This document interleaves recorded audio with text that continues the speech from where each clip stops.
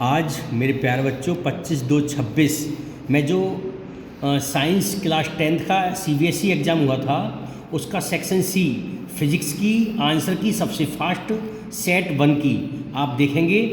जो question number 30 था उसका करेक्ट ऑप्शन ए के साथ इसका यहाँ हो रहा है एक्सप्लेन। उसमें ये कहा गया था जो सन से जो सन की लाइट आ रही है अपनी वो कन्वर्जिंग होकर के एक 25 सेंटीमीटर पर पॉइंट पर एक फोकस हो रही है, तो इसका मतलब ये इसकी क्या होगी, फोकल लेंथ हो गई। तो उसने पूछा है कि ऑब्जेक्ट कहाँ हो कि उसकी वर्चुअल ऑब्जेक्ट इमेज बन जाए। तो बड़ा उसके लिए जो ऑब्जेक्ट की पोजीशन है वो 25 से कम होनी चाहिए। तो हमारा ऑप्शन जो है वो केवल एक ही है जिसमें यू हमें 20 दिया गया है, तो हमारा ऑप्शन नंबर ए करेक्ट होगा। ओके बेटा। 31 करेक्ट ऑप्शन ए। इसमें ये कहा गया है eye ball has reduced so image formed at after retina. तो इमेज कहाँ बनती है, आफ्टर रेटिना बनती है जब हमारी आई बॉल रिड्यूज हो जाती है। तो उसके लिए जो लेंस लगेगा उसको डिफेक्ट को दूर करने के लिए वो कन्वर्जिंग लेंस लगेगा। ओके बेटा। 32 में करेक्ट ऑप्शन डी देख लेंगे आप एक बार। 33 में दो दिए गए हैं, एक पहला ए पार्ट बी पार्ट। उसमें पहले पार्ट में ये कहा गया है जो ऑप्टिकल डेंसिटी है, optical density is inversely proportional to speed होती है। फॉर्मूला आपने पढ़ा था n = c/v। तो n इन्वर्सली प्रोपोर्शनल v, जिसकी स्पीड ज़्यादा उसकी ऑप्टिकल डेंसिटी कम और जिसकी स्पीड कम उसकी डेंसिटी ज़्यादा। तो उसने पूछा असेंडिंग ऑर्डर, तो आप देखेंगे असेंडिंग ऑर्डर के लिए जिसकी स्पीड ज़्यादा होगी उसकी डेंसिटी कम होगी। तो Na, उसके बाद Nc, उसके बाद Nb। आप अपना ऑप्शन चेक कर लेंगे अपना, आप जैसे करके आए। ये तो ऑप्शन नहीं है, ये तो विदाउट ऑप्शन बेटा। Question number 34। क्वेश्चन नंबर 34 में क्या देखेंगे आप, इसमें जो फर्स्ट का जो आंसर है वो है रेडियस कर्वेचर इज इंक्रीजिंग। जब आपकी आर इंक्रीजिंग होगी तब वो कंडीशन फॉलो होगी। सेकंड में पूछा है range of power of accommodation. तो उसके लिए रेंज क्या होती है आपको पता है, जो नियर पॉइंट होता है वो 25 सेंटीमीटर पे होता है और जो फार पॉइंट होता है वो होता है इन्फिनिटी पर।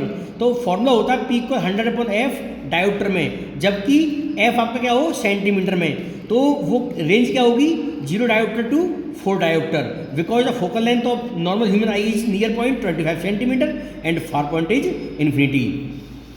35 का ए में आपसे बेटा केवल क्या पूछा है, एक प्रिज्म के द्वारा रे डायग्राम ड्रॉ कराया गया है जिसमें एंगल ऑफ डिविएशन पूछा गया है और एंगल ऑफ रिफ्रैक्शन पूछा गया है, और कुछ नहीं पूछा गया। बाद में ये कहा गया है यदि पाथ को रिवर्स कर दें तो एंगल ऑफ डिविएशन क्या इफेक्ट पड़ेगा। तो the angle of deviation will not change due to the principle of reversibility of light, but incident angle and emergent angle is change to each other. जबकि emergent angle और incident angle में क्या हो जाए, आपस में इंटरचेंज हो जाए, तो ये हो सकता है, बट नो। लेकिन यहाँ पर जो पूछा गया एग्जाम में वो यही पूछा है, अगर पाथ को रिवर्स कर दें तो जो एंगल ऑफ डिविएशन बेटा क्या हो जाएगा, विल नॉट चेंज। किसके कारण, principal of reversibility of light. Okay. 36 का ए पार्ट ऑब्जेक्ट प्लेस्ड एट सी। अगर आपका ऑब्जेक्ट एट सी पर प्लेस्ड होगा तभी आपकी जो रे है आपकी वो उसके प्रिंसिपल एक्सिस के पैरेलल हो जाएगी। ये आपको दिखाई दे रहा हो फिगर, इसका ये फिगर बनवाया है। सेकंड के बी के फर्स्ट में क्या पूछा गया है, जो वर्चुअल इमेज है कॉन्वेक्स मिरर से कैसी बनती है, स्मॉल साइज बनती है, और जबकि कॉनकेव से लार्ज बनती है। ये इसका हो गया डिफ्रेंशिएट। इसके बी का सेकंड पार्ट देखेंगे तो उसकी दी गई है मैग्नीफिकेशन, m इक्वल दिया है -2 दिया है, जबकि हाइट ऑफ इमेज दिया है -20 सेंटीमीटर।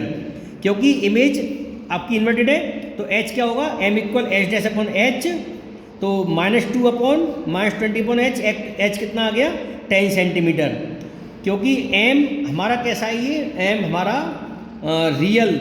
रियल इमेज है हमारी, और रियल इमेज होती है हमारी इन्वर्टेड, इसलिए हमने h' के लिए माइनस में लिया है, तो हमारा h क्या आ गया 10 सेंटीमीटर। ओके बेटा। अब 37 का बी पार्ट, ए पार्ट तो सब बच्चे कर लेंगे, बहुत सिंपल है, उसमें केवल थ्योरेटिकल है। 36 बी पार्ट भी बहुत सिंपल दिया गया था। उसने ये कहा था 8 ओम के जो रजिस्टर है मेरे पास 3, उसको मैं कैसे कनेक्ट करूँ कि उसका इक्विवेलेंट 12 ओम आ जाए। तो बेटा उसके लिए 2 रजिस्टर्स लगाए गए हैं पैरेलल में और एक लगाया गया है सीरीज में। और इस हिसाब से बेटा आपके सेट 1 की आंसर की जैसा कि दिया गया, कुछ क्वेश्चन इसमें थ्योरेटिकल हैं वो आपने कर लिए होंगे। Thank you.